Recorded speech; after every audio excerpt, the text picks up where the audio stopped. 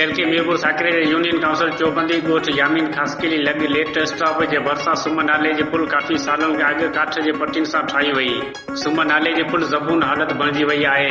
ॻोठाणनि राणो ख़ासकेली, हशमत Ali ख़ासकेली, middle school जो principal sir नूर Mohammad मीराकोर, primary school जो टीचर साईं नबील अहमद रिंद, मदरसो ऐं मस्जिद जो मौलवी साईं बाबर ज़ंगियाणी, अब्दुल अज़ीज़ ख़ासकेली, बाबू ख़ासकेली, मोहम्मद खान ख़ासकेली, भूरो ख़ासकेली, मूसा ख़ासकेली, जुमू ख़ासकेली, गुलज़ार ख़ासकेली, दोस्त अली ख़ासकेली समेत ऐं ॿियनि ॻाल्हाईंदे चयो त असांजो ॻोठ हिन जदीद दौर में बुनियादी सहूलियतुनि खां महरूम आहे। न रोड आहे, न लाइट आहे, न पाणी जी सहूलियत आहे। असां हिन जदीद दौर में बुनियादी सहूलियतुनि खां महरूम आहियूं। हिननि वधीक ॻाल्हाईंदे चयो त तेलके मीरपुर साकरे जी वॾी आबादी वारी यूनियन काउंसिल चौबंदी ॻोठ यामीन ख़ासकेली 200 खां ज़्यादा घरनि ते मुश्तमिल आहे, जिन जो अचण वञण इन काठ जे पुल तां आहे। हाणे सुम नाले जी पुल कमज़ोर थी वई आहे। के बि वक़्तु पुल धमाके सां किरी सघे थी। उन पुल तां स्कूली शागिर्द, मदरसे जा शागिर्द, बुज़ुर्गनि तोड़े नुमाज़िन जो सॼो ॾींहुं अचण वञण जो रस्तो आहे। काफ़ी भेरा शिकायतूं कयूं आहिनि, पर इंतिज़ामिया जे कन ते जूं बि नथी सुरे।